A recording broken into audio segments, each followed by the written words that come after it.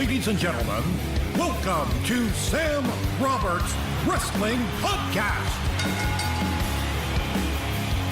Introducing your host from New York, here is Sam Roberts. Look who's back. Brother, it's great to be back already. Can I introduce myself? Yeah, you can introduce yourself. Go ahead. Our home away from home, the Sam Roberts Show. There's no Gallows, audience. Karl Anderson. No audience, but we got the one and only Joe Villa behind the camera. The guy that yells at us if we say the wrong words. Yell at us. Stuff like that. He's very G&A friendly. Yeah. Yeah, well, welcome to Westchester. Have you been to Westchester, New York before? We're at the... Of course, this is a historic building here in the WWE universe. Yes. Many years ago, and a lot of wrestling history, as Karl Anderson attempts to shove the microphone down my throat. For a guy with such great mic skills that people might not understand, Yeah. he will be the guy that will start telling you a story like, hey, put that microphone down your throat, fella. I, for one, have never been here before. Wow. So, you know. Yeah, this was the building. I guess, do you guys have buildings? Because you guys grew up huge wrestling fans. Yeah. Do you guys have buildings? Like, this is the one, like, I went to, like, Raw tapings in this building in, like, 94 and stuff like that. Absolutely. And what's your building? Mine, we were like between Pittsburgh, D.C., and Baltimore, but my dad took us to a lot of shows. But the one that always stands out the most is I was in Pittsburgh when Mankind was thrown off the Hell in a Cell at the 1998 King of the Ring. You were there. And that was a very historic moment in my childhood and in the annals of WWE history, which you can see on the WWE Network for just $9.99 a month. And you know why that's even crazier, too? Because if I remember, wasn't that pay-per-view? Didn't they do Austin and Kane, First Blood, after that? And they ended up lowering the cell anyway because, I mean... But who knew? Wow. You're a kid. Yeah. You're watching that. You would grow up to be Kane. Is that not crazy? How'd that go? You know, it's one of those things.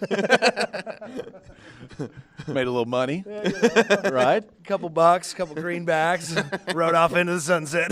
Bought an Escalade.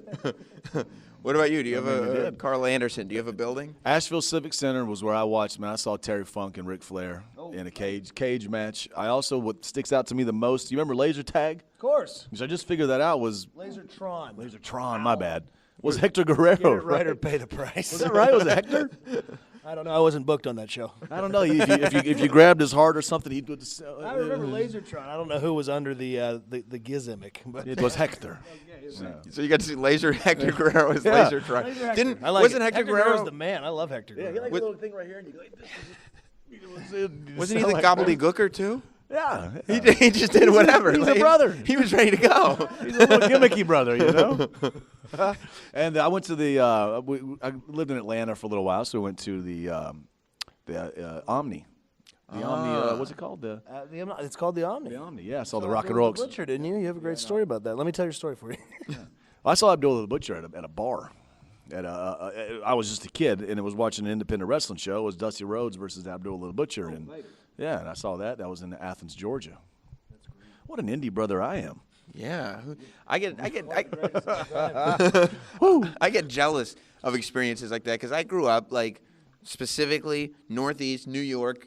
WWF, WWE is the end-all, be-all. So this idea that like you go back and watch the Flairs and the Funks and all this stuff, like that wasn't real life to me. Yeah. You know what I mean? It didn't. No. That wasn't even. That's history. My dad took me, and it was, like I said, it was Dusty and Abdullah the Butcher, and I heard that Abdullah the Butcher, I never heard of him before. I didn't know who he was going to be, and I imagined a little white guy walking out with, like, a butcher stuff on. He's going to cut stuff with, like, knives, and then this massive, you know. You see the scariest man of all Yeah, time. this crazy Abdullah the Butcher Marks was. in his face. It was the scariest thing I've ever seen. They all had blood everywhere, and it was insane. But, yeah, that's what I grew up on, man. The NWA, Ric Flair, and the Four Horsemen, and cool stuff like that.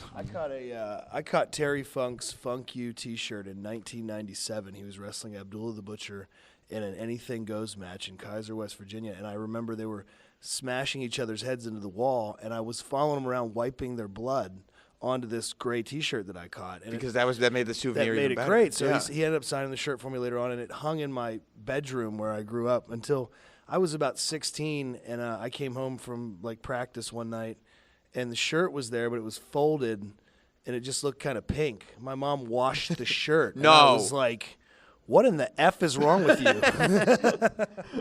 Was your dad there when you were taking these wrestlers' blood and putting it on the shirt? No. My old trainer, Jimmy Furstenberg, took me to that match. He didn't mind that you were grabbing the He was fine with Get the blood, boy. Get the blood, son. So now do you guys realize that as you're having matches that say for instance, I did the same thing. I saw Sabu fight Shane Douglas in my high school gym. Yeah. And they were putting each other through tables, and I was one of the kids just running after him, trying to pick up pieces of the table and bring it home and everything. Yeah. When you guys are doing stuff like this, do you get that, if a piece of your wrist tape falls off, some kid's going to want to grab it, or a piece of the table, or whatever it is, or have you not realized you're there? I don't know. I guess we look at it differently now. You don't think about that stuff as much, but we sure did back then. I remember Vader in a stretcher match with Psycho Sid in D.C., in the WWE at that time, and Vader was on the stretcher in the aisle, and we had aisle tickets, and I got a hold of his boot. And he almost kicked my head off, but I wanted to touch a wrestling boot, It was a big thing. Right. That's true. I remember one of the Raws we were at when we first got going. I think John's music hit, and the camera panned back to us, and I looked up and I said something, and the camera went back, and my wife asked me what I said to Gallows, and I go, I said, this is pretty effing cool. Yeah. Yeah, I did. Only bummer is you couldn't catch his hat. Yeah. Because you were in the ring, so I would have loved to have caught his hat. Yeah, that wasn't going to go to you. I got kids, time. Man. Who do the kids like? Because I follow your Instagram. You're a very proud dad. Yep. Are the kids Gallows and Anderson fans? Because there's not that many. I hope you guys don't take offense to this. Yeah. There's not that many kids, I don't think. Well, that are fans of Gallows and Anderson. No, my kids are Gallows and Anderson fans. They love Gallows. He's a big guy. But my littlest one does run up to me and ask me to take his shirt off, and I go, "Why?" And he says, "John Cena, John Cena." They love John Cena. Love John Cena. My son is 9, and he is not a Gallows and Anderson fan either. He doesn't like what you're doing. He does not. He doesn't approve. Doesn't like it. He likes all the good guys. So. My 4-year-old loves the big guys, because I'm obviously not a huge guy. So when he sees Gallows and Braun, in Roman, he just gets all pumped up. Man. Right. It was the big brothers, And you're just I'll never. I mean, I can go out, but I'll never be that tall. I can't get there, man. Dad's a pretty good little bump and feed guy. So. That's how we got this palace, boy. How have you liked what's been going on Raw lately? I feel like every other episode, depending on when I'm watching, it's you guys are either almost the tag team champions or you're drifting further away, and then the next week you're right there close again, and then you drift way far away again. It's a little stop and start ski, but fighting the good fight out there, good brother. We'll get there. Yeah. Yeah, we're just entertaining the masses, putting smiles on faces, and enjoying traveling the whole world, baby. I was talking to Enzo about the injection of more soap opera-y storyline type stuff that's kind of new, and they did the Sheamus and Cesaro thing in the bar. I feel like it was kind of the same thing. You guys obviously like to have fun. Are you excited about the idea that there could be more skits and entertainment-based stuff? Yeah, we basically think that everything we do should be filmed from a bar. We can't get anybody on board with that. So. I mean, we're trying our hardest. We're throwing lots of pitches out there that don't seem to be. They be like this, and they're just kind of falling. Yeah. We're trying, baby. Some of the fans think that, you guys should just be ass-kicking machines. You should just be mean. You shouldn't talk. You should just go out there, beat people up, and that should be it.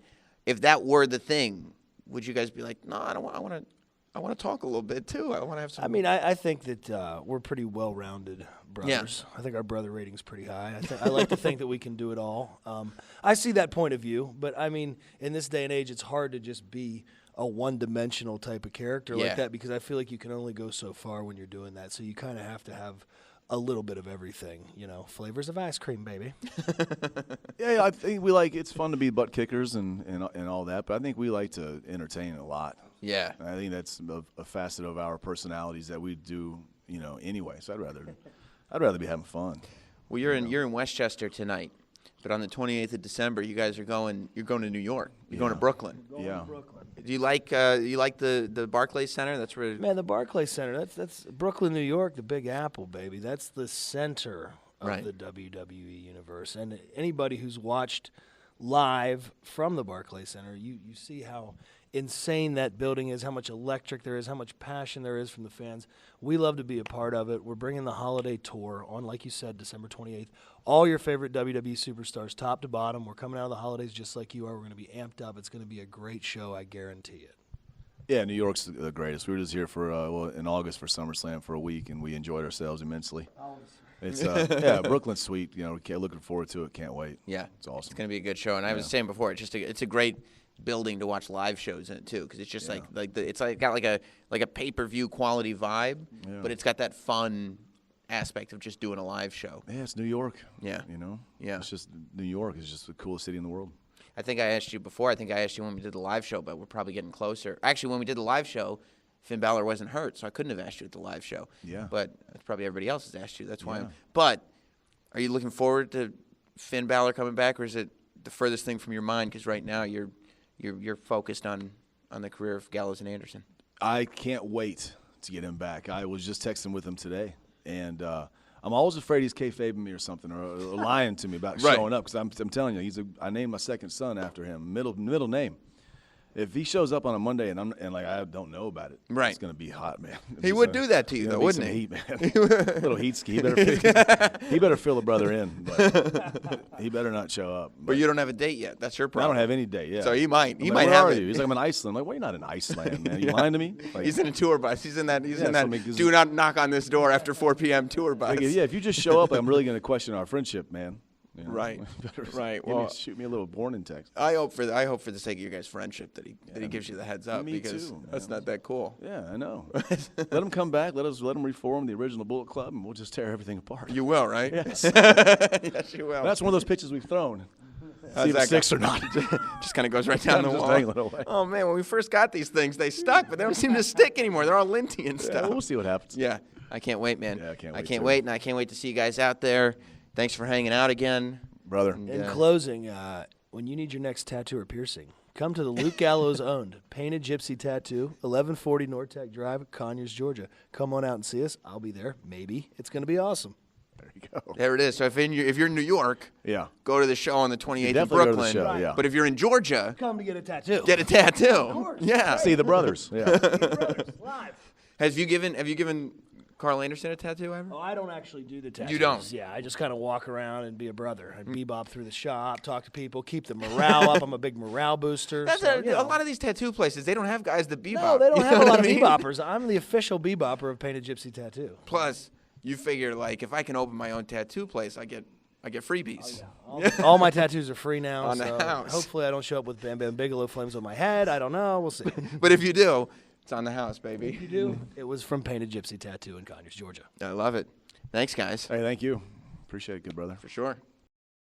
Hey, it's Sam Roberts. I hope you enjoyed that wrestling interview from Sam Roberts Wrestling Podcast. You can go to notsam.com to subscribe to that podcast. But I upload videos like that on this YouTube channel all the time. So if you don't already subscribe now. It's on the side of the page. I made it real easy. Click the button. Subscribe to the page. Subscribe to the page.